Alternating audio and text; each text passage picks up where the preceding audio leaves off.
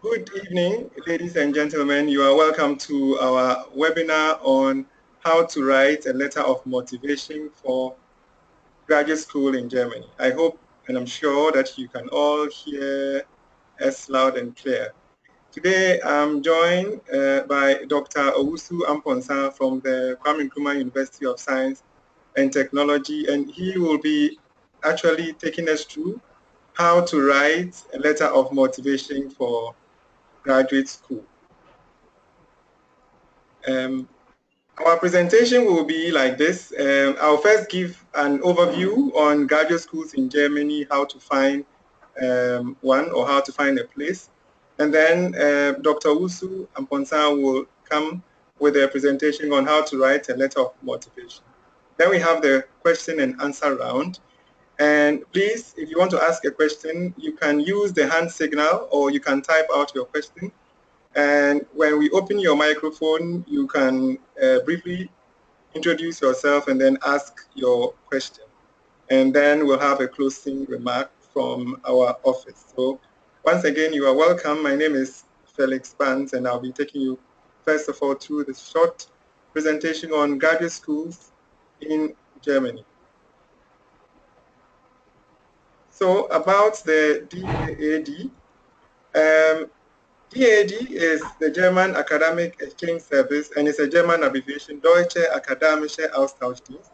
And DAAD is mainly into promoting academic exchange and cooperation by providing information and funding.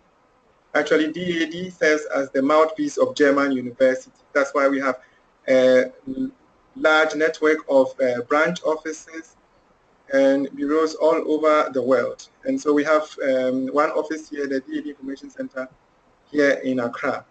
And since 1925, when DAAD was founded, it's been sponsoring a lot of international students. In fact, for the year 2014, or 2015, sorry, there were a little over 400 Ghanaians who benefited from the DAAD in various aspects, whether short-term scholarship or a master's scholarship or a PhD, and so on.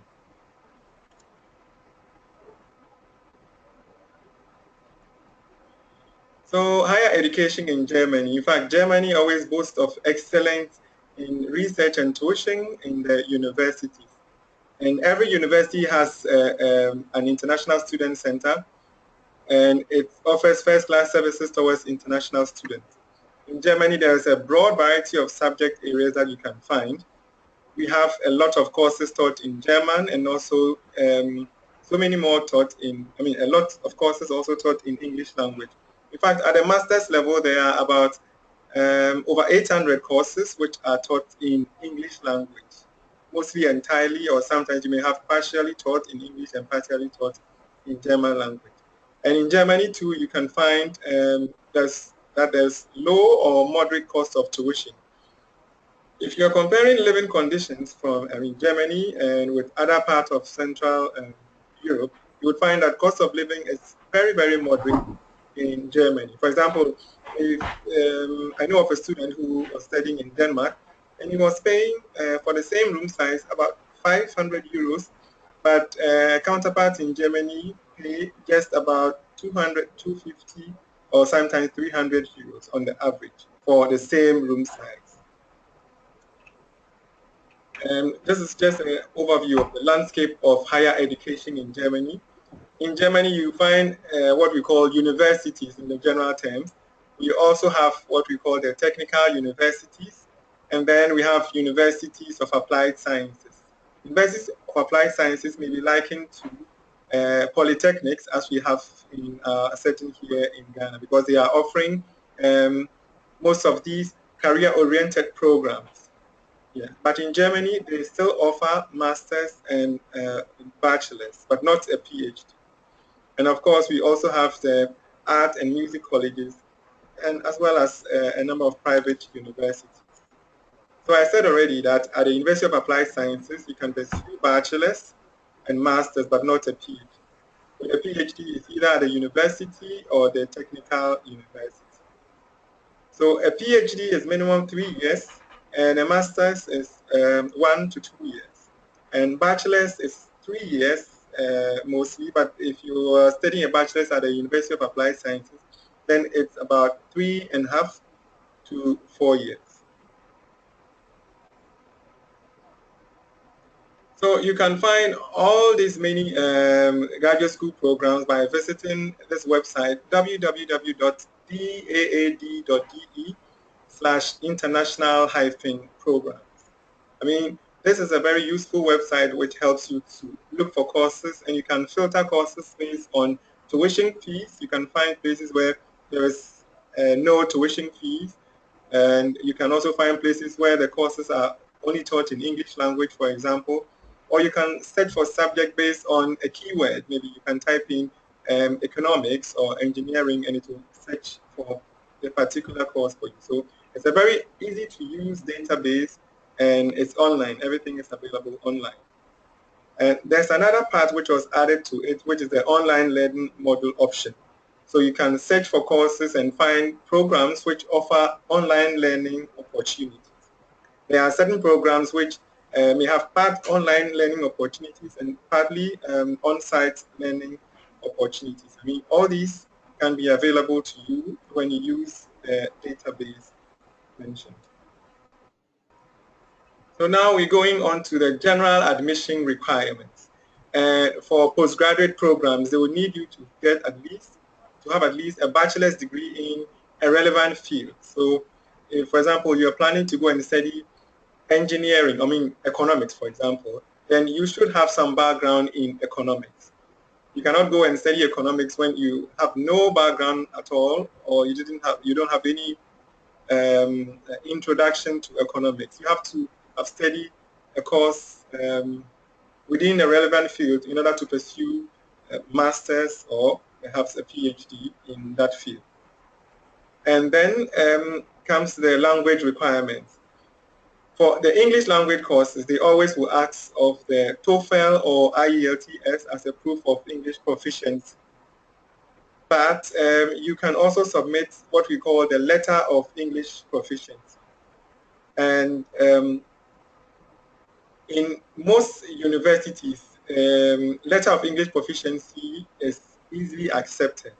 There are only a few of them which may strictly need you to provide the letter, the IELTS or the TOEFL as a proof of English proficiency. A few graduate schools may ask of tests like the GRE, and some of them may require professional experience, especially MBA or management programs. But generally, most of them require a letters of recommendation, and of course, the letter of motivation, which we will be talking about today. And to find out whether your qualification can be accepted for graduate school, you can use this link, the Anabing link, to check on the qualifications that you have. I mean, the other qualifications people may be thinking of is the HND, but you know, HND is not exactly the same as a bachelor's degree. So if you have an HND, you cannot jump on to go and do a master's. You can go and do perhaps a bachelor's degree and then continue to do a master's. Unfortunately, in Germany, we don't have what we call the top-up system like you here in Ghana, where you can go and do a top-up maybe at GIMPA, and then you only spend 1 or 2 years after your HND. So if you want to go to Germany with an HND, then you must start from the first degree level, and you must also apply to the University of Applied Sciences. There are even a lot of them that you can find. So now applying to the universities, well, the application procedure is stated specifically on all the university program websites, which you can find when you start using our database to direct you to the program website of various courses that you may want to study. So the summer semester starts from March, April, and the latest deadline is by 15th of January to apply. There can be early deadline for international students. We can be as early as 15th of November of the previous year. The winter semester is September, October entry, and the latest deadline is by 15th of July. And again, for international students, you always have to apply early, and Some universities may even specifically state early deadline for international students as the 28th of February for certain programs. So applying, you can either send your application directly to the university, and this is specified on the university program website. There's also a second application procedure, which is applying through the system called the Uni Assist. And with the Uni Assist, you first have to register an account on the Uni Assist website, which is www.uni-assist.de. So after registering on the Uni Assist website, then you can apply through this online portal. And then with the Uni Assist, you also have to print out your application, and then you send it to the Uni Assist address, and you have to also pay for the service. So applying through Uni Assist attracts charges, 75 euros for first application and 15 euros for subsequent application. Meaning if you're applying to 3 universities all for the same semester, then you pay 75 plus 15 plus 15, in total 105 euros. So generally when you're applying directly to the universities, it may or it's mostly free of charge. And with applying directly to the university, some of them may have their online platform, or it may just be paper-based, where you download their application form from the university website, and then you include all the requirements that we talked about before and post to the university directly. Again, in search for programs, go to www.daad/international-program.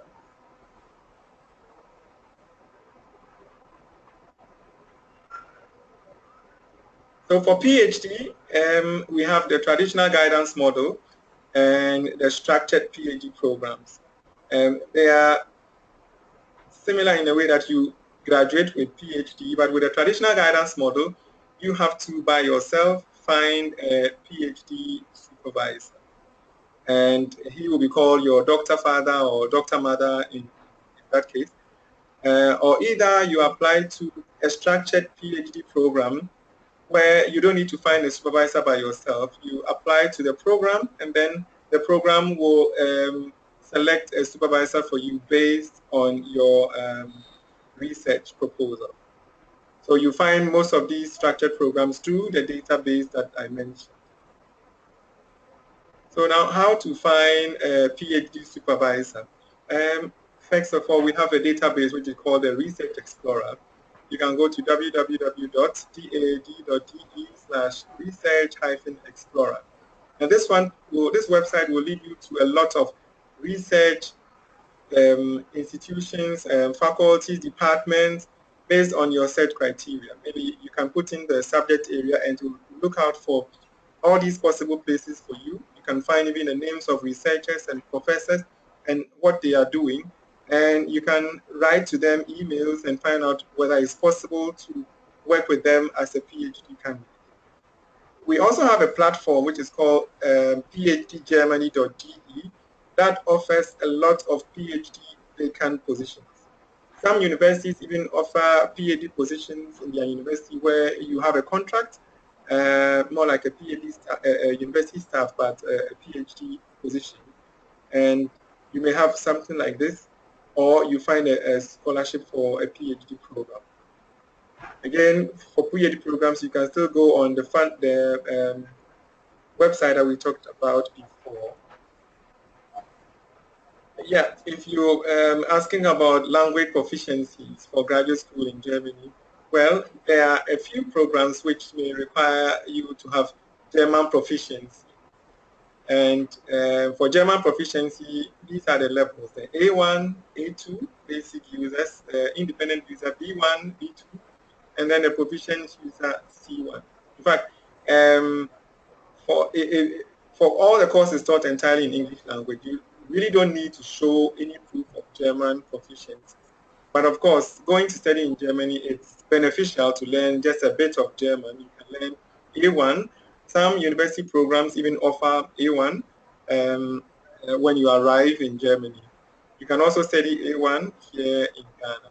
But if your course is taught partly in German, then mostly you would have to have at least the B1 proficiency level, or sometimes the B2 at the time of application. So the next registration to learn German is from 3rd of January, and the course will start from the 9th of January.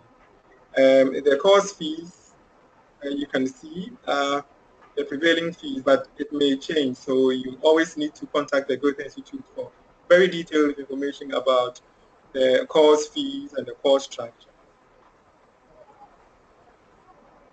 So generally, when you find your admission and you're ready to go to school in Germany, we always would encourage you to pass by our office to discuss your educational options in Germany. And when you're applying for a student visa, you need certainly an admission letter and also a proof of sufficient financial support if you are self-financed. If you have a scholarship, then you, of course, need to show your letter of award. When you are attending a visa interview, you always need to have some brief information about the host university you are going to and your course outline or the course modules that you're going to study. It's always good when you pass by before you attend the interview, so you are prepared enough.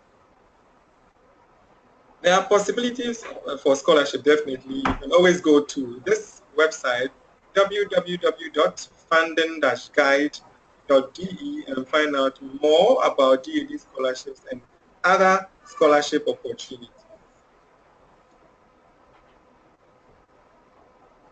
So this is the end of the first presentation. So we were going on to Dr. Owusu Amponsah for his presentation about how to write a letter of motivation. So over to you, Dr. Owusu Amponsah. You can share your screen now. Thank you. Thanks very much, Felix, for a good presentation. Can you see my screen? Yes, so you can go on to the presentation. Okay. I'm very much excited after listening to you, and I'm hoping that the momentum that has already begun will be sustained up to the end of my presentation. I was equally excited when I was asked to speak to the topic, how to write a motivation letter for graduate school. I must indicate that I tried time and over again to get the motivation statement right when I applied for admission and even limited financial support. I was not lucky in 2007 when I tried. I continued in 2008.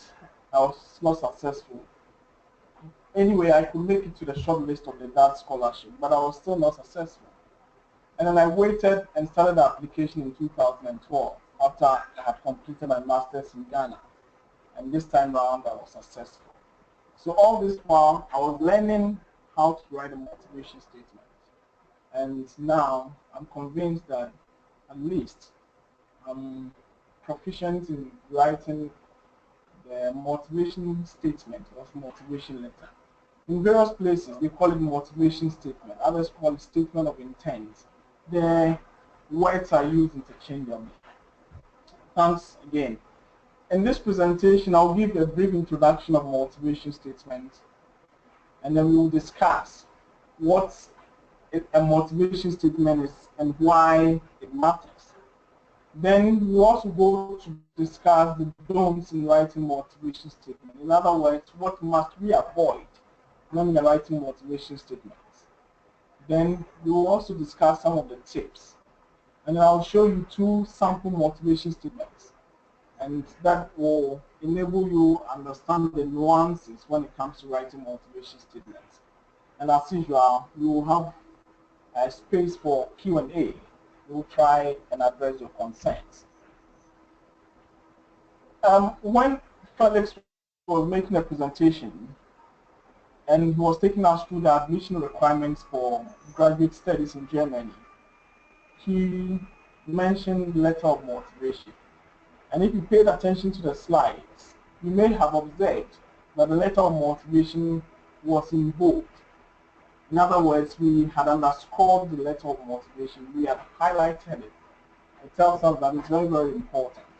So motivation statement is one of the requirements as usual when it comes to making an application to graduate programs. And the motivation letters are requirements for admission to postgraduate programs, as I've already mentioned, for getting a scholarship. In other words, having a fellowship. And sometimes we are even required to write motivation statement when it comes to application for jobs. So what is a motivation statement? It's important to also note that one may not even be accepted to a program due to the inadequacy of the motivation statement. In other words, we have everything right, but if the motivation letter is inadequate, you can be declined. So our purpose in this lecture will be to know the relevance of the motivation letters. As I've already explained, try and get abreast with some of the don'ts when it comes to writing motivation letters. Then I'll share with you some of the tips I have learned through experience and through extensive reading. And again, we'll discuss some of the samples. So let's begin. What is a motivation letter and why does it matter?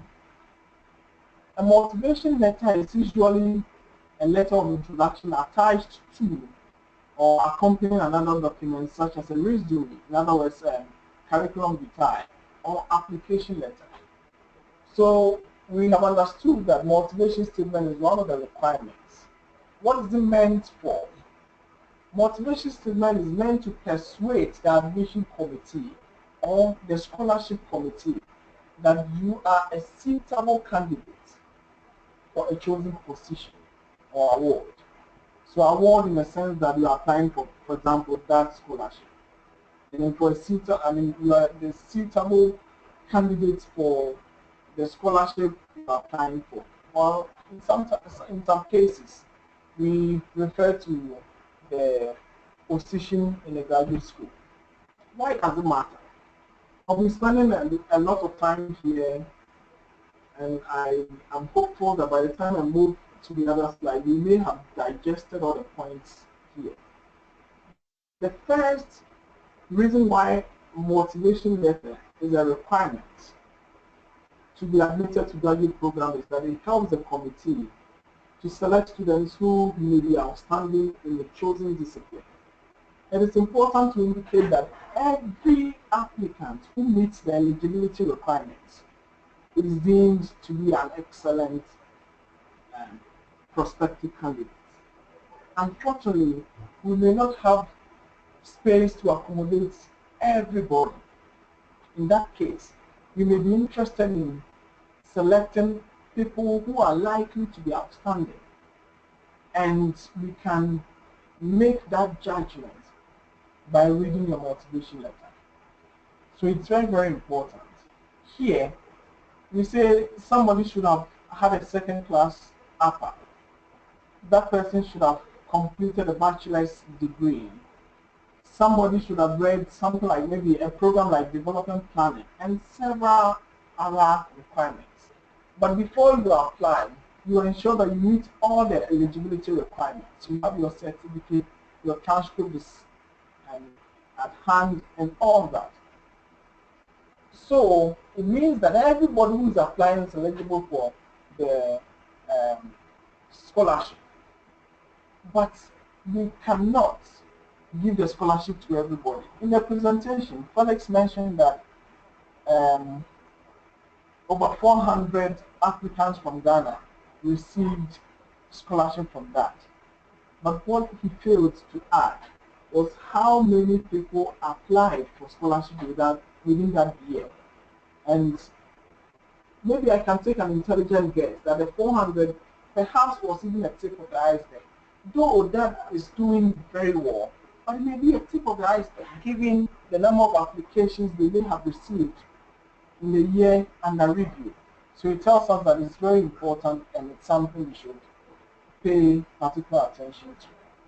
The motivation letter also describes one's interest, experiences, and motivation in a creative manner. I've already explained that any outstanding student will be able to articulate his or her views very well. There will be clarity in the articulation and all that. But how can we know that you are going to be an outstanding student in a chosen discipline? We can judge that from the motivation statement you write. Thirdly, it is important to understand that some of the universities require that we write international English text. For example, IELTS and TOEFL. These were mentioned by Felix when he was making the presentation. Others also waive the English requirements, especially if you are coming from Ghana, where it is known that English is the official language. Though it is not a native language, but English is the medium of communication and instruction in all levels of education in Ghana and several other English-speaking countries in Africa. So what oftentimes we do is to go to the English department of KNUST and take a proficiency certificate. We scan and upload and send to the university. So the university sees that yes, we are proficient users of the English language, and so that exemption is given. That exemption is given. But we should note that I will be interested in admitting somebody who will do better and who can also communicate effectively to the readership. So I can judge that by reading your motivation statement and getting convinced that indeed you are somebody who can help expand or extend the frontiers of knowledge in a chosen discipline. It is also important that when you're writing a motivation statement, you pay attention to the 4 points, because the motivation letter gives us an idea of why the university you have chosen is the most appropriate destination for the advancement of scholarship. For example, you want to select maybe University of Berlin or Technical University of Dortmund. Why do you want to go to Technical University of Dortmund among the 1,001 universities in Germany? If we decide not to even limit our scope to Germany, there are several other universities in the world. Why have we chosen the Technical University of Denmark or Technical University of Dortmund? It is important to tell the committee members that you are familiar, not necessarily by going there, but you have read the environment that is offered by the Technical University of Dortmund. And you have also familiarized yourself with the faculty, and you're convinced that the scholarship that you are pursuing is the Technical University of Dortmund that will help you achieve the scholarship. The 5th point is that it gives an indication of your career objective and how the program you intend to apply for helps you achieve this objective. For example, if you want to be an astronaut, why do you apply for a program that is in development planning? Certainly, there is no connection. Even if there is a connection, the connection is far remote. So when you write a motivation statement, you want to know what you want to do after successfully completing the chosen program. Okay, and so when you're doing that, you have to give us an indication of your career objective. And we will have to judge how the program you intend to apply for will help you achieve that career objective. If there is no connection, we will advise you not to even accept to read that program. But if there is a direct connection, we can even use that to know who is an outstanding student and who is an excellent student. Remember that the admission is open to outstanding students, but not necessarily excellent students. Now I move to the next section, don'ts in writing motivation letters. What must you avoid when you are writing motivation letters? And I would like us to pay attention to the first point. Don't plagiarize. Try as much as you can to be unique. Anytime you mention plagiarism, some people even think that, oh, how would they be able to know where I copied it from? Let's not deceive ourselves. We have a lot of softwares in the system that can easily be used to check plagiarism. There are over 10 billion reference materials in, for example, 10.8in, which is one of the softwares. So you bring your motivation statement. Even before I download it from my inbox, I would have run it through the 10.8in, and I will get to know the similarity index. So if what you have written is similar to what other people have already written, it tells us that you are very good at copying what other people have done, but you are not unique. You are not original with your thoughts. And for that reason, you may be an excellent student, but not an outstanding student. So if you have limited funding from that, you may want to give that funding to outstanding students instead of an excellent student. The next point is, let us try as much as possible not to exaggerate. Let's present the facts as they are instead of trying to exaggerate. I have students in my class. Anytime we go for field work, it's the tradition of the department to introduce ourselves to whoever we may be meeting in the field. And when we are introducing ourselves, we ask them to, because they are master students, and many of them were working, we ask them to indicate to us where they were working prior to coming to school.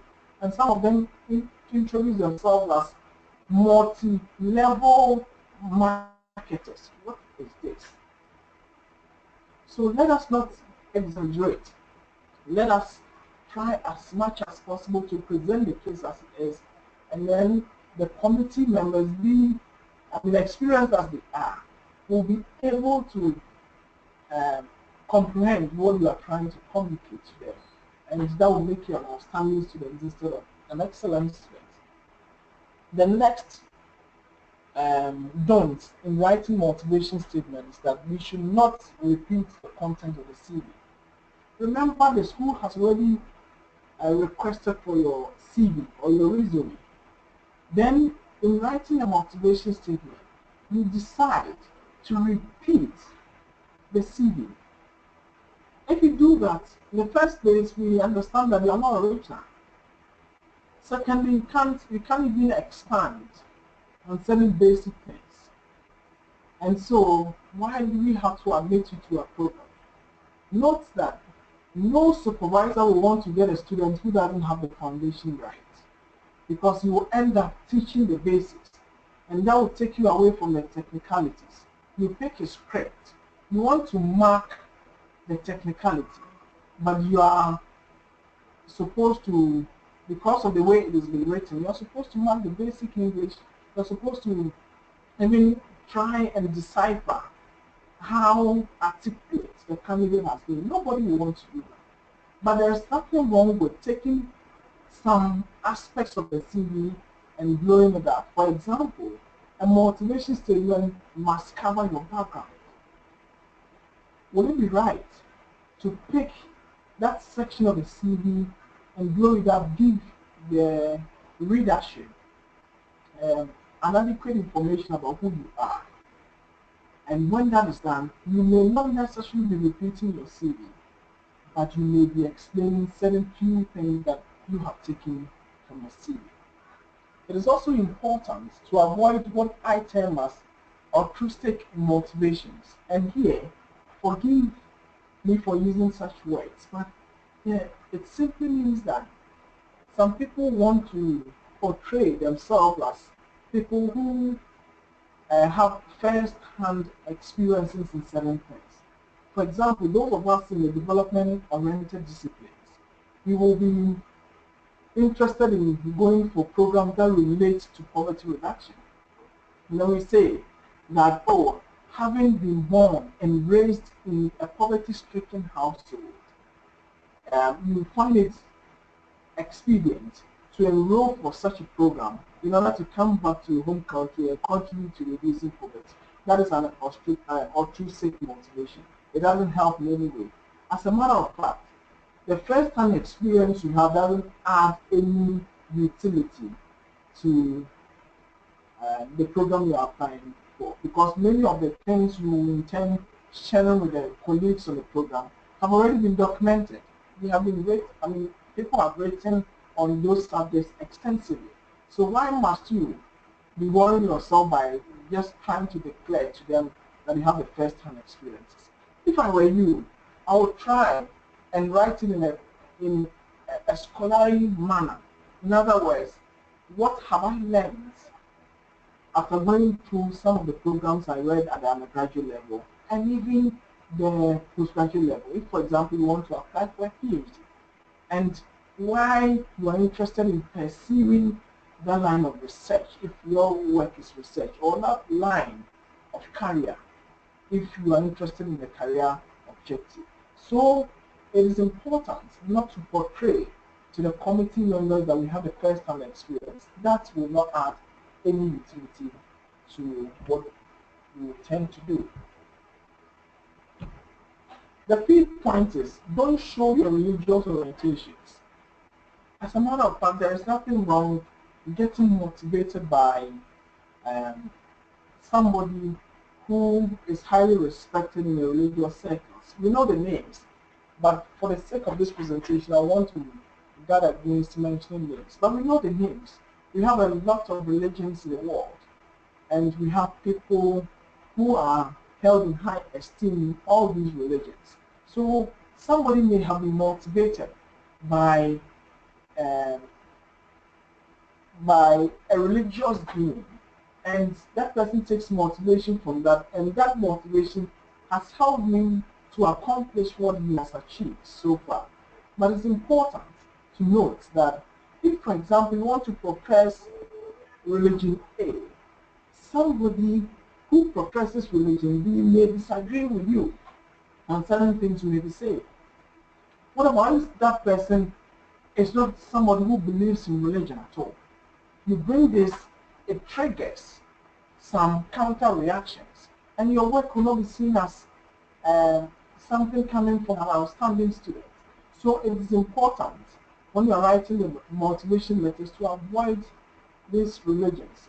The last point I want to make about religion is the fact that many of the universities are secular institutions. We are not going there to promote any religious beliefs. So why must you, in your motivation letter, be using religion as your orientation? So please take note of that. It's very, very important. The sixth point, or the sixth thing we should avoid when you're writing motivation letters, is not to exceed the word limitation. I have seen a couple of templates that the scholarship bodies require from applicants. For example, when you pick the Commonwealth Shared Scholarship Scheme, they have headings like benefit to your home country, future career plans, two headings. In the first heading, they will ask you not to go beyond 300 words. Some even use characters, and they say don't exceed, let's say 1,500 characters. If you exceed those characters, your motivation letter will not be considered. Why is this one of the things we must avoid? If, for example, 1,000 people have applied to be admitted to a program that has only, has space for only 50 people, and we want to be fair to every applicant, it means that you will have to read 1,000 letters of motivation. So if you exceed the word limitation, why must I take your script? Why must I take your letter and grade? Automatically you are disqualified.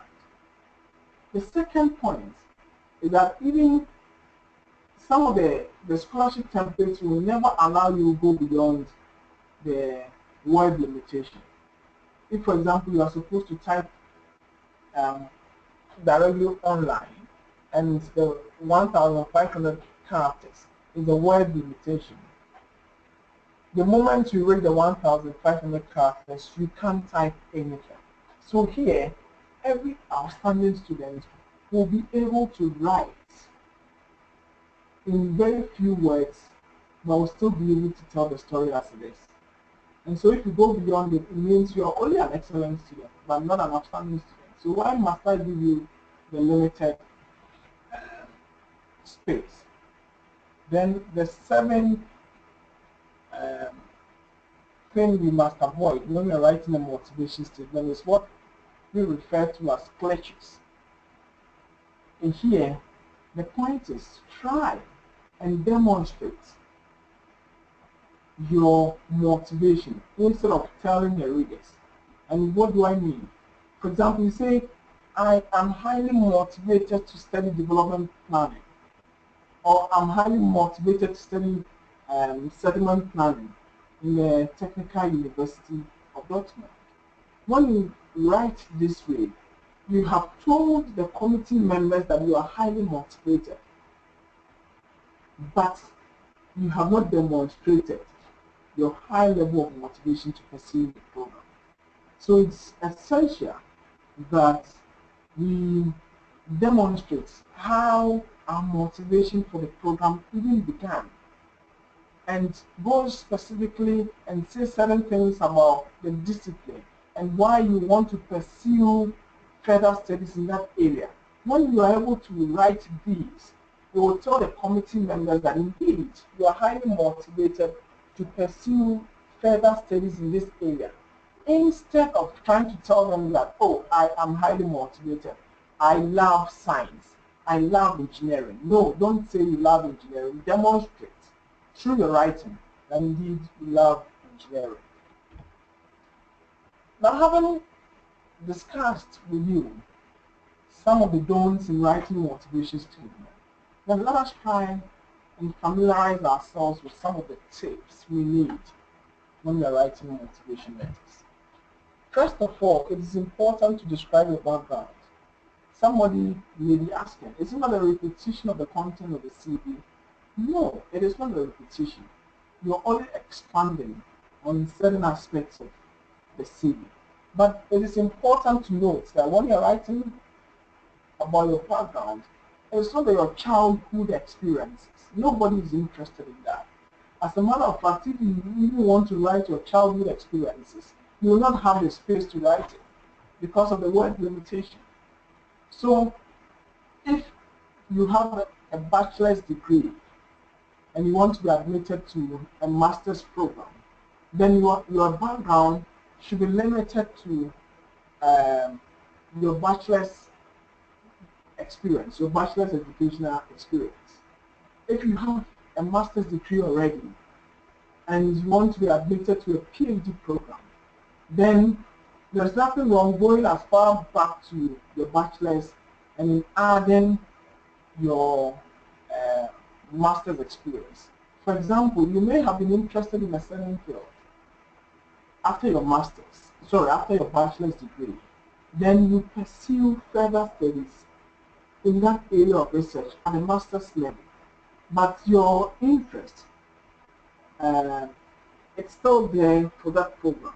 And you want to build a career in that. So you want to extend it at a terminal degree level. And so there's nothing wrong going to the first degree. But what you must avoid is bringing your childhood experiences. Everybody has childhood experiences. And I'm not pretty sure you will interest us to read your motivation letters. The second tip is to demonstrate your interest in the chosen discipline instead of telling the committee. I already explained this under the don'ts. Demonstrate. So the word here is demonstrate through your writing instead of telling them. I've already said that you can't write, I love science, I love physics, I love development planning. No, you have to demonstrate through your writing that indeed you have a likeness for development planning and you want to pursue further studies in that area. The next tip is to pay attention to your English language or the language that you we asked to write the motivation statement in. And it's also equally important to consider the articulation. Sometimes we write a lot of paragraphs in the motivation letters, but you find that there are no transitional sentences. We are moving from one paragraph to the other, and we don't have any transitional sentences. So you find that the two paragraphs or the numerous paragraphs you have in your motivation letters are disjointed. When you write that, it tells us that you don't have a very good foundation, and anybody who's appointed to come serve as your supervisor will have problems. So it's important to guard against that. And it's also important to stress that anybody who is able to articulate and anybody who is able to write by having the syntax right, having the grammar right, and being able to communicate effectively to the leadership becomes an outstanding student instead of an excellent student. You should also note that nobody is perfect, and sometimes when you're writing, the first draft will only indicate the ideas you have, but the first draft will not be a perfect draft. So when you write the first draft and you send, 2 days later you refer to your application and you'll be regretting. You wish you had had time to correct certain mistakes you made. So it is important that you write several drafts. I would even suggest that you study the deadlines and prepare adequately to meet the deadlines. So if, for example, the deadline is next week Friday, your first draft should be ready by today. And then just shut down or close that file on your computer, do other things. Wake up 2 days later and then read the draft you have written. What I have learned is that anytime I'm writing a manuscript for publication, and after I've provided the draft, and I go sleep for 24 hours, wake up in the morning. I'm very active in the mornings. So wake up in the morning, go to the manuscript, and you will notice that I will change almost everything except the idea. I'll change the English. I'll find that certain words are better than the words I have used. Certain words will even summarize many of the things I have there. So I'll begin to edit what I have in there, and as I continue to edit, you find that the final version will be far better than the initial versions I provided. So it's important to learn that skill, and I'm sure it will be very helpful. Let us avoid last minute. The 6 points I want to discuss with you is show how you intend to use the skill acquired for the program. And when I'm wrapping up the presentation, I will share with you some of the motivation statements that have been written by people I deem to be outstanding students. And some of these things have already been considered. But let's try and discuss this further. DAAD will be giving you scholarship. And DAAD will expect that you acquire certain skills in the program that you're going to rate. But you return to your home country to help with the course of development. The United Kingdom's Commonwealth Shared Scholarship Scheme will even ensure that before you complete the program, your plane ticket is ready. You are coming back to your home country. The Netherlands Fellowship Program, your plane ticket will be ready, so you have to come back to your home country. But when you are coming back to your home country, what are you going to do? How are you going to apply the skills that you have acquired? And here, if you are able to write it very well, it goes to add the following to your career objective. So oftentimes people say that after successfully completing the program, I'll return to my home country and apply to be employed as this, that in this ministry or in this institution. So when you write that, it tells us that you have a career plan. And so if we give the scholarship to you, you certainly come and contribute to the development of your home country. and you and I know what is happening now in Western Europe, where almost everybody wants to go there. So they wish that we had developed our own countries, we had created enough job opportunities for the um, the youth, so that they will not take the risk of crossing the Mediterranean and going to the European countries and even to the Americas. So if somebody gives you funding and you read the program, how are you going to contribute to the development of the country? It's very, very important. So we should indicate that in our motivation statements. In the next 5 minutes, I'll be taking you through 2 sample motivation letters. The first, which I have opened, and I'm hoping that everybody has seen it. Let me go and show in a full mode.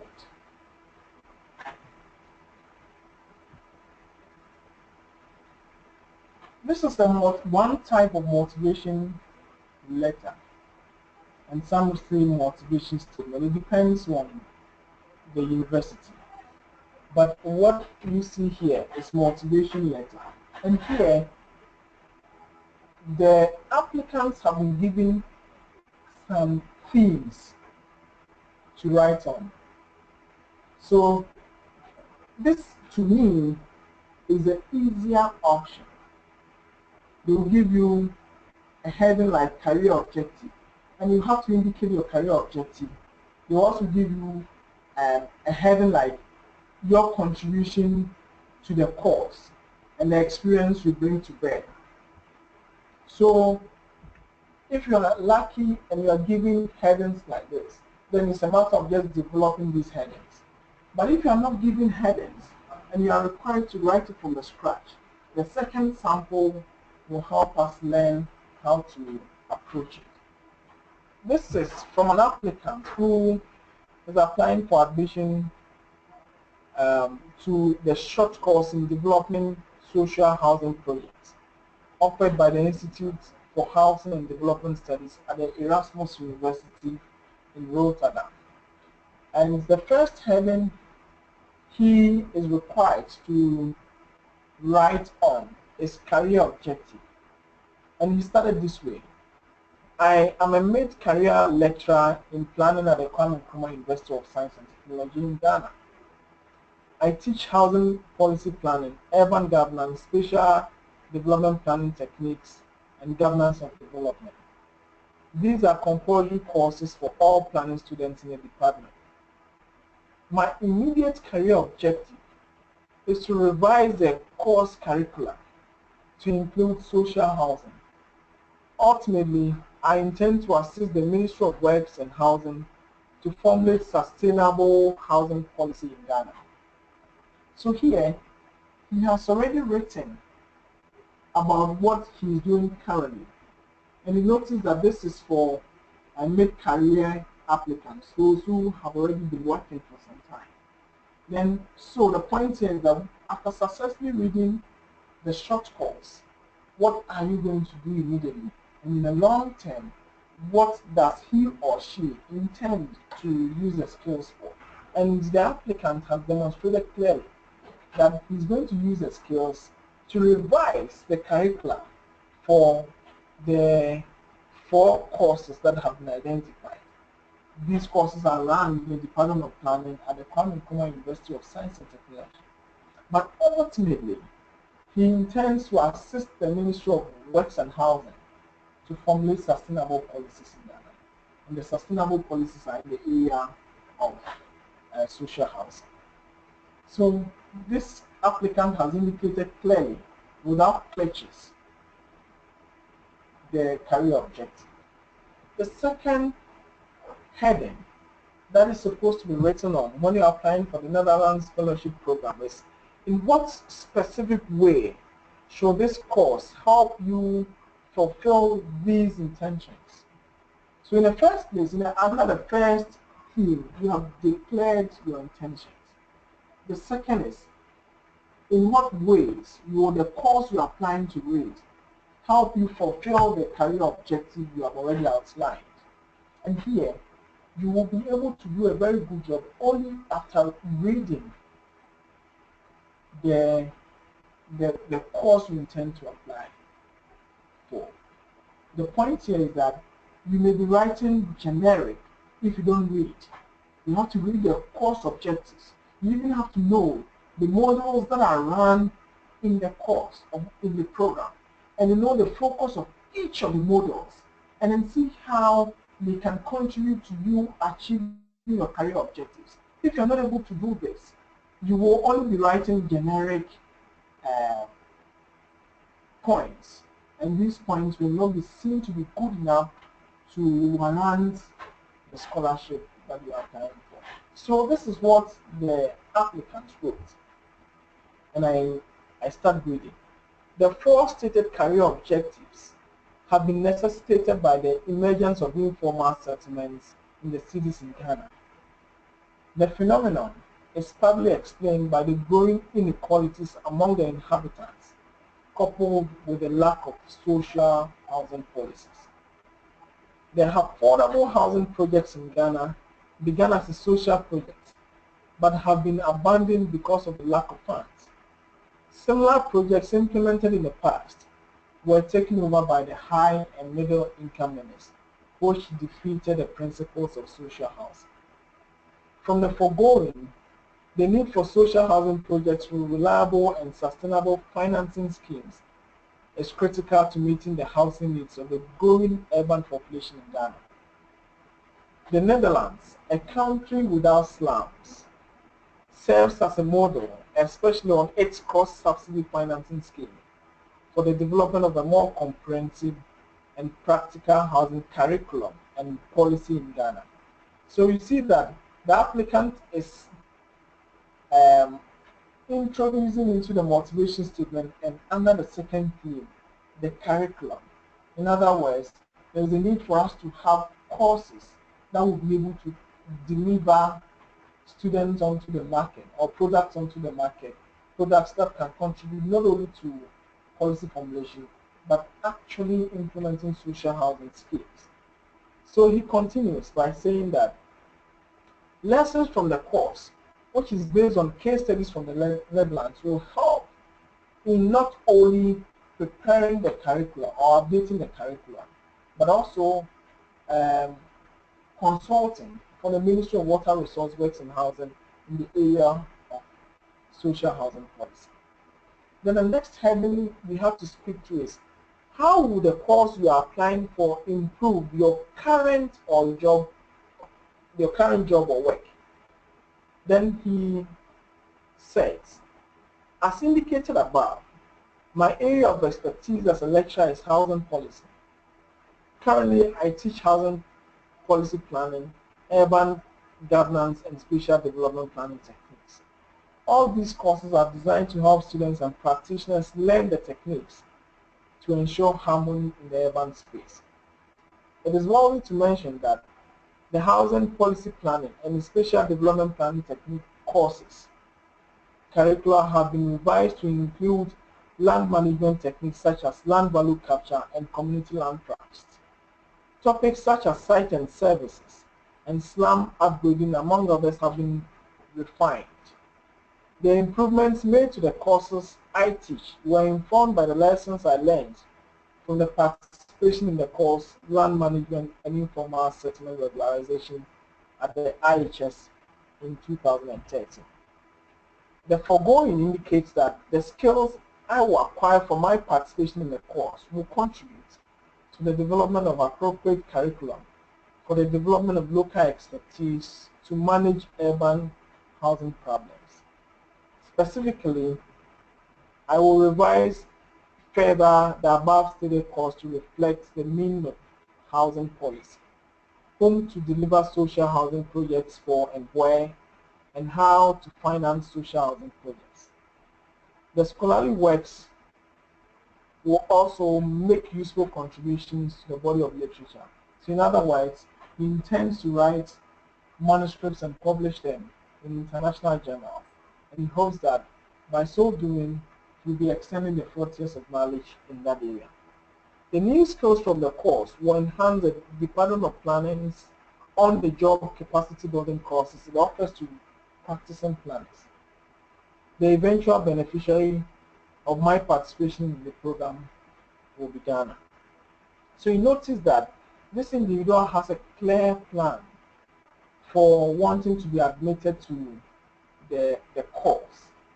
And so anybody who reads will say, yeah, this individual indeed has an immediate plan. And again, he has also indicated that the skill he will acquire from the course will be beneficial in the sense that he had already participated in a short course, and he used the skills he acquired from the course to update what he is doing currently. And so, if he's given the second opportunity to participate in a course, he's going to improve further what he has been doing. The last heading he's required to discuss in the motivation statement is his or her contributions to the course and the experience he brings to bear. Then he starts by writing this. I have followed the attempts made at developing social housing projects in Ghana. I therefore understand the factors that have led to the failure of these projects. Prominent among the factors is the lack of adequate, reliable, and sustainable financing schemes. This is an experience I hope to share with course lecturers and participants with the hope of eliciting ideas on how these challenges can be ameliorated. So you see that the school is interested in knowing what you bring on board. But if the school does not demand that, and you will go about talking about what you are going to bring on board, then some people may misconstrue your good intentions to be trying to exaggerate. And when you exaggerate, somebody may not even be interested in reading your motivation letter. He ended the last theme by saying that I have had, I also have an extensive experience in informal settlements in Ghana and the factors that led to their development. I'll bring these experiences to bear in the course and explore with participants and lecturers how social housing projects can contribute to abating informal settlements. So you notice that this is easy if you are given headings to discuss. What about if you are not given headings to discuss? How will you go about it? Let's quickly, in the next 2 minutes or so, discuss the second sample. And I hope that the second sample will at least introduce some nuances in what we are doing. And it's also captioned letter of motivation. And it begins this way. My career objective is to research and transfer knowledge and skills within the discipline of transportation planning in Africa and other developing and emerging economies in the world. The career objective began as an undergraduate student in development planning. I had the rare opportunity to be part of a project that was undertaken by the Ministry of Transportation in Ghana. That was meant to to determine the transport needs of people in Ghana by the year 2030. The results of the project show that vehicle ownership in Ghana, like many other developing countries, is increasing at a rate of 15 to 20% per annum. Nonetheless, the requisite transport and allied infrastructure are developing more slowly. The results of the inability of investments in the transportation subsector to commensurate vehicular ownership and utilization are the deteriorating conditions in virtually every indicator of sustainable mobility. Let me pause here and indicate that this individual is writing, demonstrating to the committee members how the career objective began. And it's not immersing him or herself in the situation, but rather telling you that it began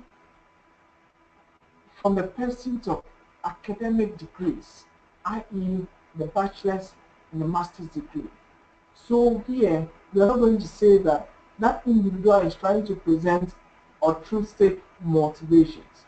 No, but it's saying that it's developed from an academic environment. So I continue.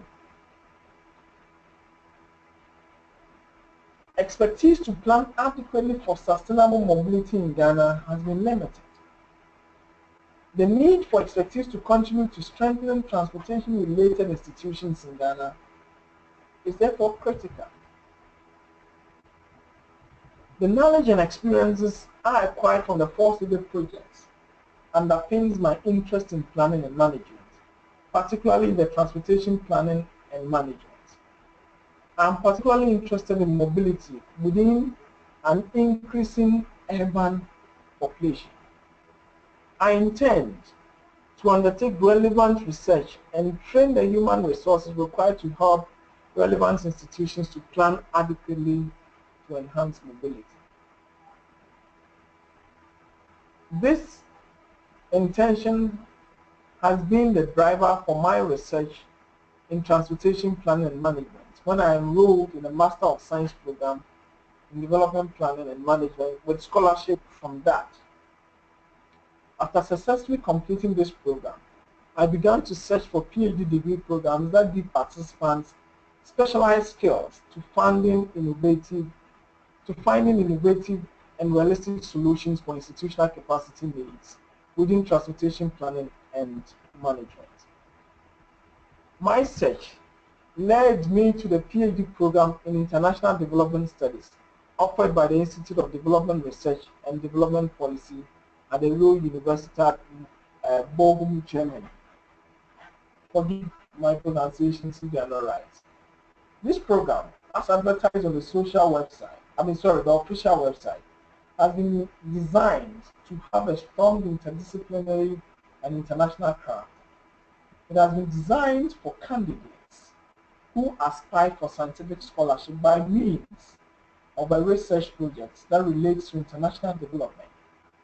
Then he or she continues to say that the profiles of the members of the faculty and the available facilities and services convince me that the university is an excellent destination for advanced scholarship development. And here, it demonstrates that such a person may have read beyond the design of the courses to even know the environments in which he or she may be studying. The multicultural environment and advanced transportation systems in Germany as a whole, which will offer practical insights, are advantageous for my career objective. So, he wants to say that it is not only going to be theoretical, but it has every good basis to get the practical skills he or she desires from the program. Then the last paragraph is, I will approach the program with an open mind, with a readiness to acquire the skills required for development of scholarship and advancement of my career objectives. After successfully completing the program, I shall return to Ghana, my home country, to work for the Policy Planning and Monitoring Evaluation Directorate of the Ministry of Transportation in Ghana for 5 years. I will then move to the university and work as a professor, where I will train students and research to help promote sustainable mobility. So you notice here that the individual has indicated a career objective. He has also given a detailed background of him or herself, but the background is not the childhood experiences, but how the career objective even began. The individual went ahead to even indicate his knowledge or demonstrate his knowledge of the environment in which he will be finding himself, and has even gone ahead to indicate that the university is doing very well and the university can help promote an advanced scholarship in the area.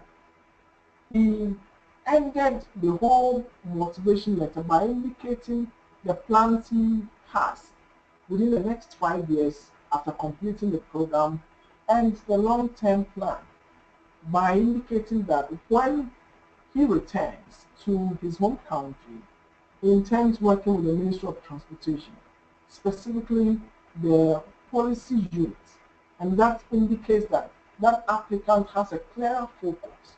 And not only that, he intends to get into the public university and contribute to training people in that area. And in my candid opinion, this motivation statement is good. And it differs from the first one we looked at in the sense that here the program is not meant for mid-career people, but is meant for people who want to come into the academia and extend the frontiers of knowledge. Having done this, I want to pause here and then take questions from you, and then try as much as possible to react to the questions, with the ultimate objective of helping you to write outstanding motivation letters. Thank you very much for listening. Thank you so much. Hello, Felix. Yes, I'm here. Thank you so much, Dr. Owusu. Okay. Yeah. And so, as you all notice, this is the end of the presentation, but we have just started a question and answer round.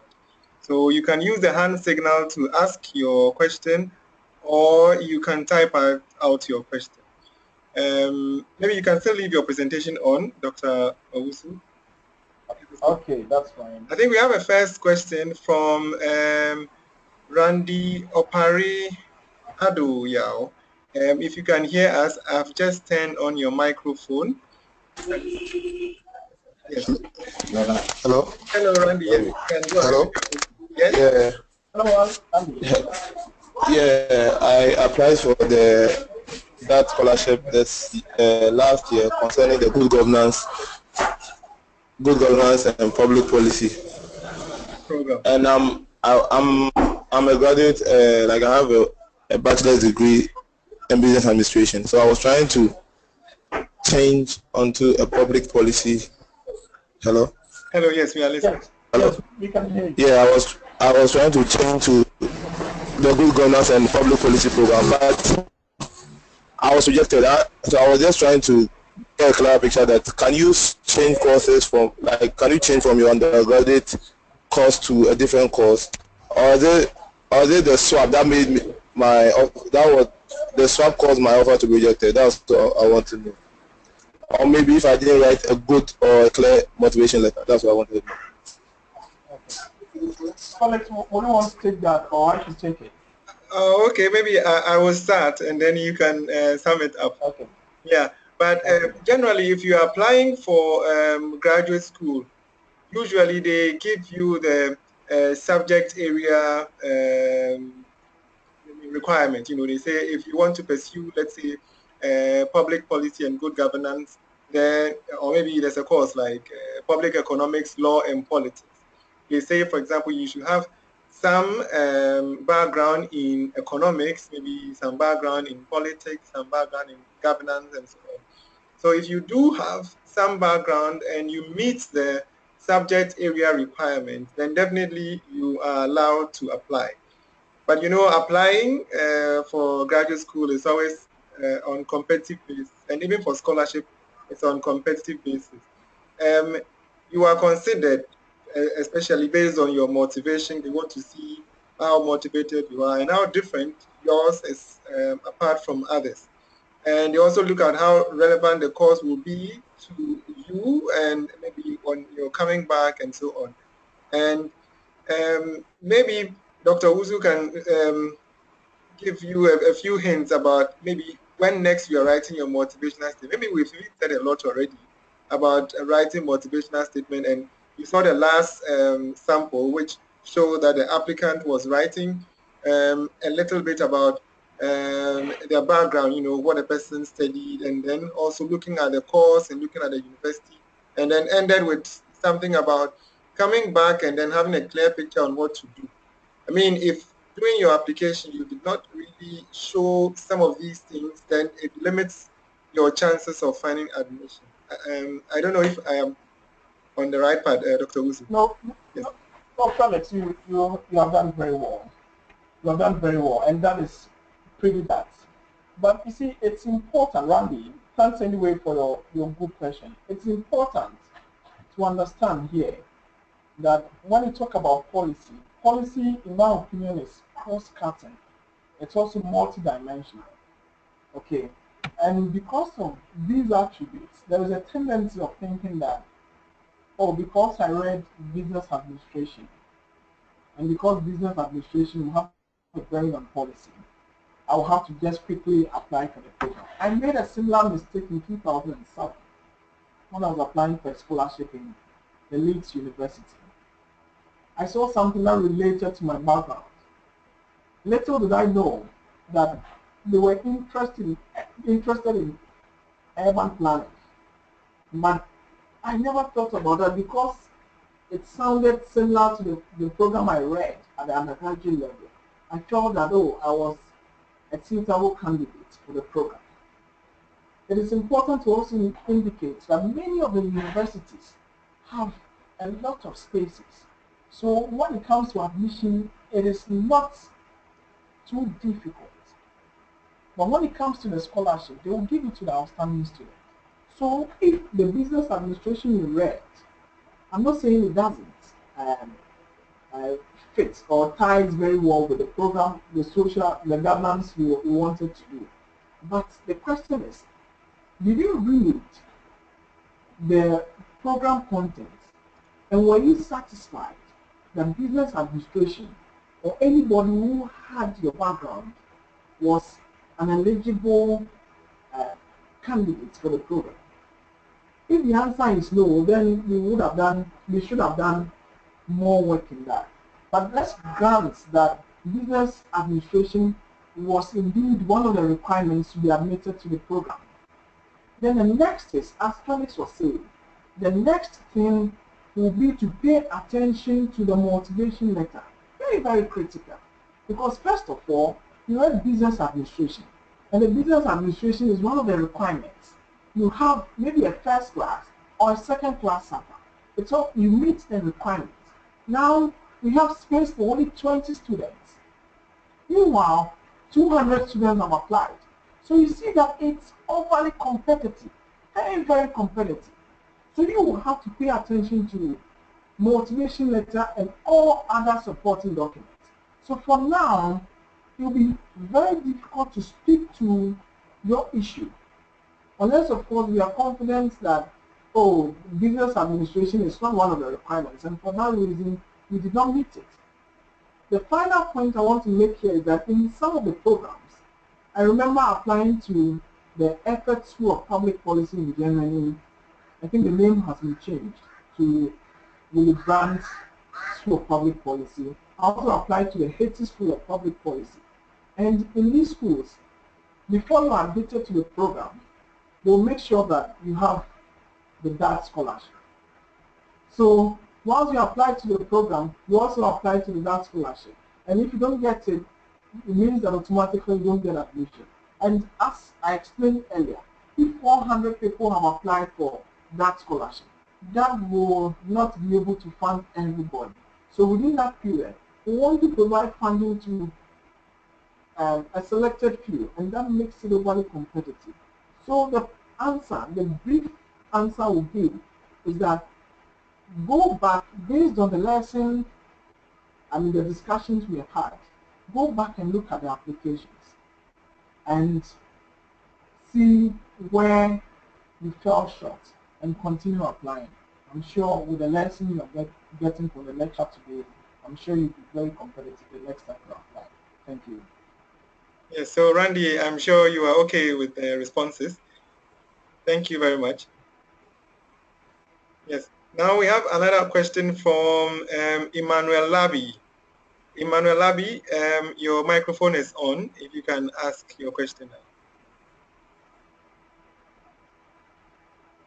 Hello, Emmanuel Labi.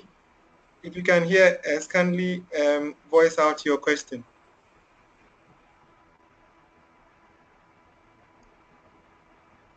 Maybe you can type it if it's becoming difficult. I think also listening, we have Baba Adam, if you can ask your question. Baba Adam. Yeah, Felix, good evening. Good evening. And thank you very much, Dr. Owusu, for the wonderful presentation. My point here is, you see, at times also you have to make the application like separately for scholarship and also separately for admission into a university. So, but then I have the impression that the two cannot be the same. So how do you go about it if they are not supposed to be the same, for example? Okay, thanks very much, Baba, for a very good question. You see, oftentimes, for example, in UK, oftentimes the scholarship secretariat will ask the university to nominate somebody for the scholarship. And I'm speaking to the experiences I have from the Commonwealth Shared Scholarship Scheme. They are not the same, but they are slightly different. The point here is that you are indicating to the admission committee how useful the program will be to your career development. So if that is clear, the admission committee going through your application will say, yes, indeed, Baba has demonstrated adequately that this program will help advance scholarship, and then he will contribute to the development of his own country. So if the Commonwealth Shared Scholarship Scheme wants that university of yours to nominate people for the scholarship, obviously your name will be nominated. Then the scholarship secretary of the commission will then write back to you. How different will the content be from what you wrote originally? It will not be different in the sense that you're only trying to demonstrate to the commission how the program will help develop you and how your development will contribute to the development of the home country. It must be clearly stated. Remember that oftentimes many people want to demonstrate that they are poor, and for that reason, when it comes to the scholarship, they want to indicate that even though they have admission, they will never be able to finance it, and for that reason, they badly need the scholarship. When you do that, it's an act of desperation. But try and tell the scholarship secretariat the program you have been admitted to, how beneficial that program is going to be. And so there is, even if there is a distinction, there is a thin line of distinction between the motivation letter you write to the school and then the motivation letter you write to the scholarship. Is it okay? Maybe I remember, final point, I remember that about 9 years ago, when I was applying for a scholarship, there was this university, I will not want to mention the name, there was this university, as I was filling out the online application form, I made a mistake and hit the send button. So the implication here is that I sent the application without the motivation letter. And trust me, 2 weeks later, they wrote back to me to say that they have given me admission. Okay, they have given me admission. So it means that even in that university, without a motivation statement, you get the admission. But we were hoping that I would have enough funds to come and self-finance my education. But I didn't have, so I applied to a commission. And because I was not even nominated, obviously because my admission, my application was not adequate, I was not granted the scholarship. So please be mindful of the fact that even if there is a difference, there's a very thin line of distinction between the two. Thank you. Yes. Okay. We have a question typed out from Emmanuel Labi. He said, I studied human resource and did about 2/3 of courses in economics, labor economics, managerial economics. And he said he would like to apply for the Masters in Development Economics graduate program. And does it really matter whether it's just 2 or 3 courses? I have a good knowledge in economics. Well, maybe I think I'll take this one. But to be very clear, Emmanuel, you would always have to go to the university and ask some of the specific questions. Sometimes we have program coordinators or program managers of courses. You can ask them directly whether with your background you meet the general requirement for the program. I cannot just say what you need for that program because I do not handle the program directly. You have to ask the program coordinators directly. Yeah, I think that will be it for Emmanuel. And then the next question, Mr. Nikwe Solomon, he said, my question is about the altruistic motivation. As part of my university integral requirements, students are supposed to take compulsory community service in deprived areas in Ghana. Can I talk about this experience in my letter of motivation, Dr. Owusu? Thank you very much, Nipe, for your good question. You see, there is nothing wrong sharing with us your motivation for wanting to pursue a certain line of research. And for example, you could say that during your bachelor's, you took a course that required that you go to the field and have practical experiences. So what you learned from the course, instead of trying to say that, oh, you experienced poverty firsthand, you could touch poverty, you could see poverty. Instead of doing that, you'll be exaggerating in the first place, and there will be altruistic motivation. Instead of trying to say that, tell us what you learned from the course, and you could support that with the experiences in the field instead of trying to immerse yourself. But you learned that maybe poverty is multidimensional in nature and requires concentrated efforts. Okay, in that case, I decided to look at the extent to which existing policies in Ghana address poverty. So after reviewing some of these documents, I identified that the capacity needs to address poverty comprehensively, it's lacking, especially at the local level. So you want to build a career in that so that you contribute to addressing the, when you present it this way, you are presented in a more scholarly manner instead of immersing yourself in the situation and then saying that, oh, even there were times that you have to bring water directly from the surface water bodies and all that. When you say these things, you don't add any utility to the motivation letters you are writing. Thank you. Yes. And then, okay, we have a short question from Amachumwa Echampong, and she says, does the DAAD scholarship scheme award funding based on having admission letter into a university or letter from a supervisor? Let me answer this. For master's scholarships, one has to apply for the scholarship and admission all at once, I mean together. You don't need to first gain admission to a master's program before you now apply for a master's scholarship. That's how it's structured. But for a PhD scholarship, it's PhD scholarship or PhD grants are open to so many courses, and you first have to find an admission to a PhD program or confirmation of supervision from a prospective supervisor. So that will be your answer, Amachumwa Echampo. And then I think Ruka Mohammed, I have opened your microphone. I don't know. Okay, I think the microphone isn't working. She sent a question. Let me just get the hang of it. Yes.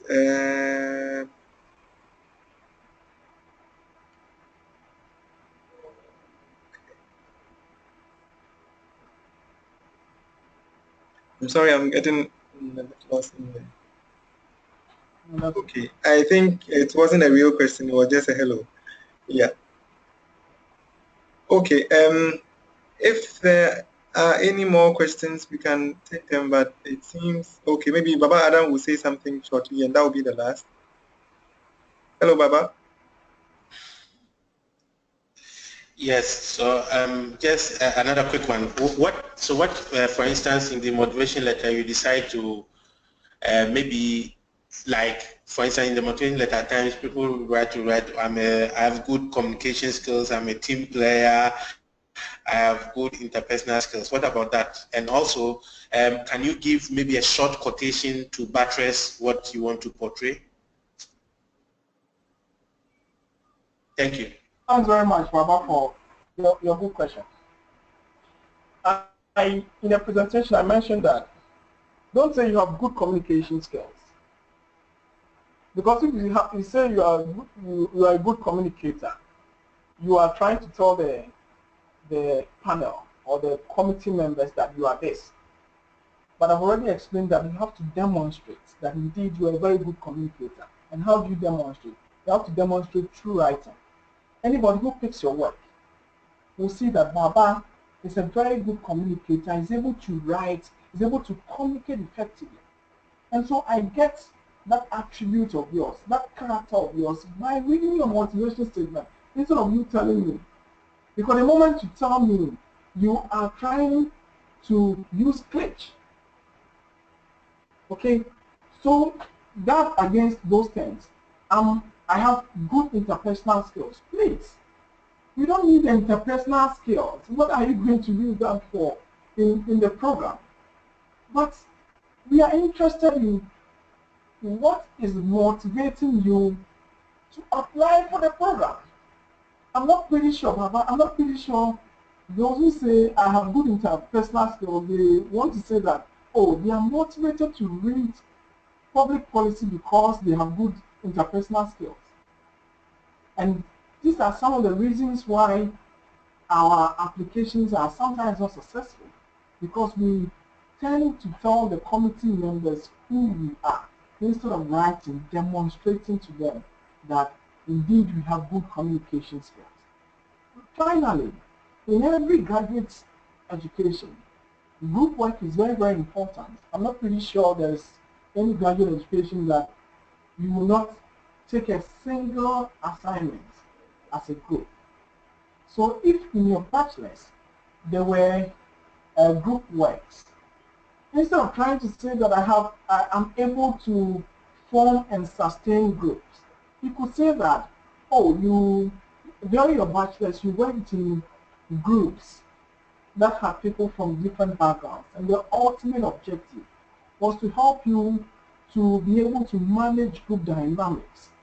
And with this skill, you want to bring that to bear, and that, in your opinion, will be good enough to help you thrive in a multicultural environment that is offered by, for example, the Technical University of Dortmund. When you say this, you are not exaggerated anywhere, but you have indicated that you have some experiences in group management, and everybody will want such a person to come to the graduate school. Thank you very much. Yeah. It seems Randy has a question again. Randy? Hello? Hello, yes. Yeah, thank you for submitting. Yes. Yeah, I want to ask if, in case you apply.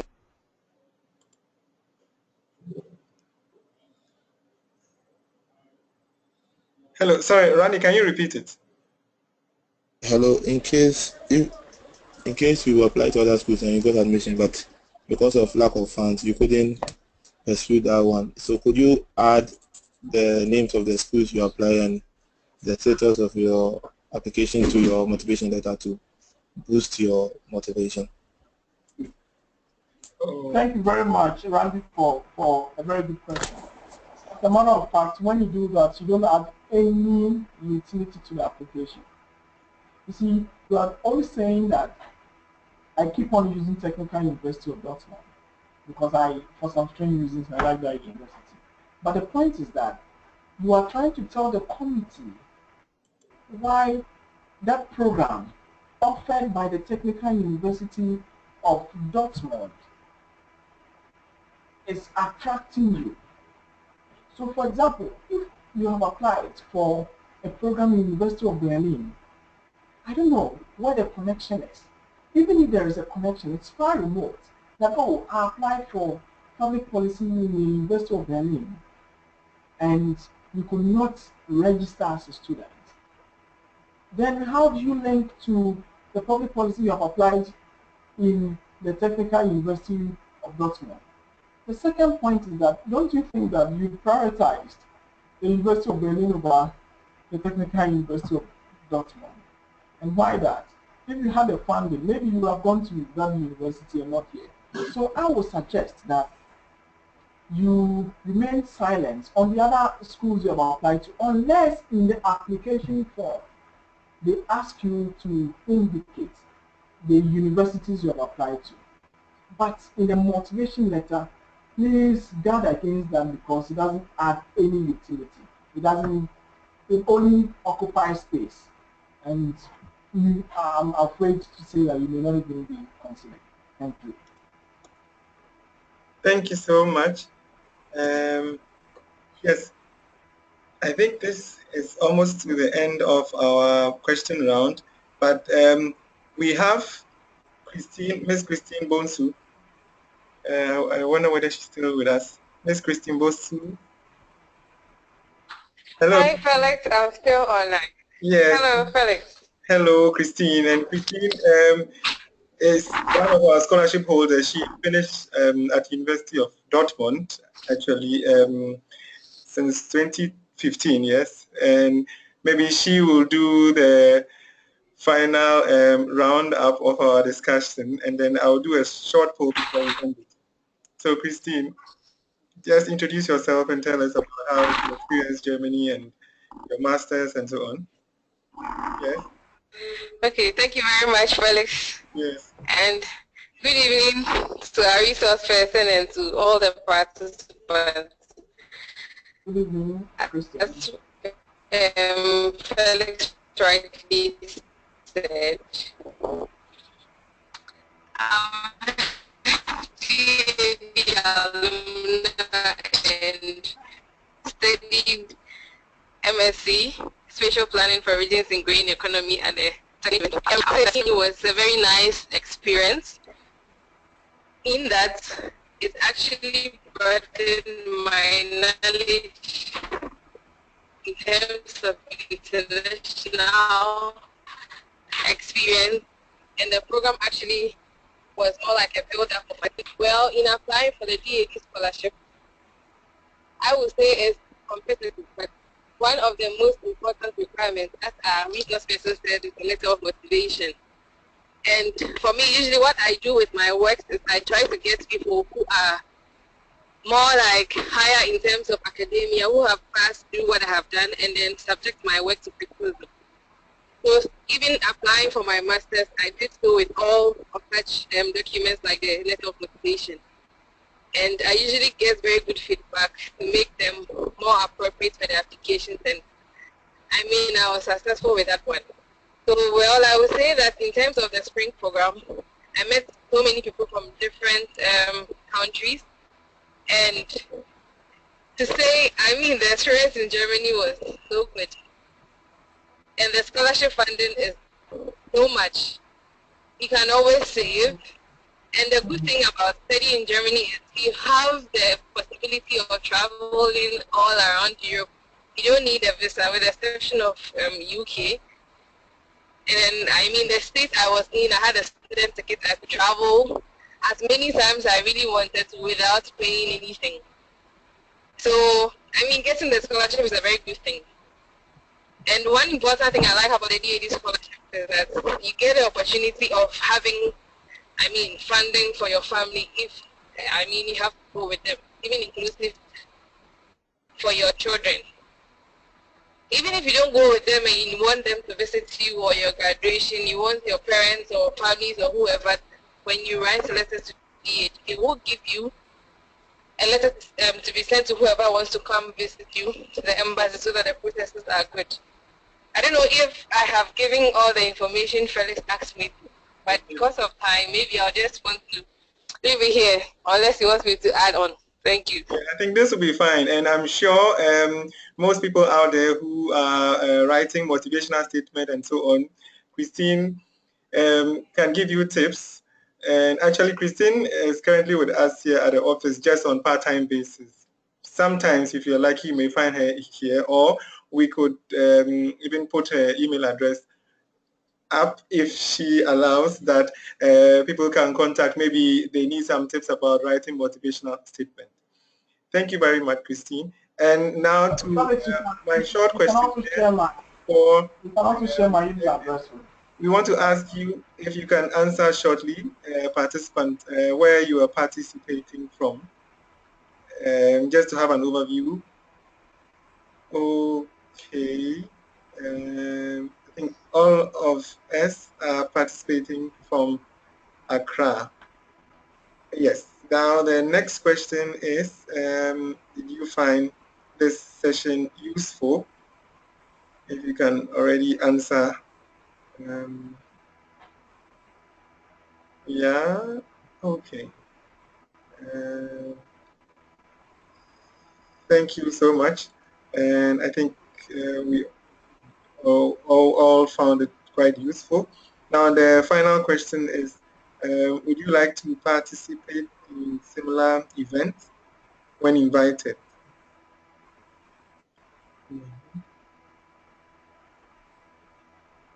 Yes.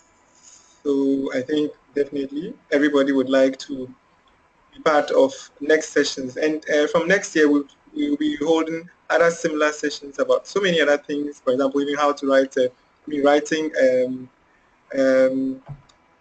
proposal for PhD programs and so many other things. Your way to even find bachelor programs and so many other things that just to help you be a successful applicant. So thank you once again for attending our session, and we are so grateful to you, Dr. Owusu Amponsah, for taking time off your schedule. And I think we even move a bit out of our time of 1 hour. And thank you so much, Dr. Owusu, for being with us all through, and we are so grateful. So thank you from Accra. Thanks so much.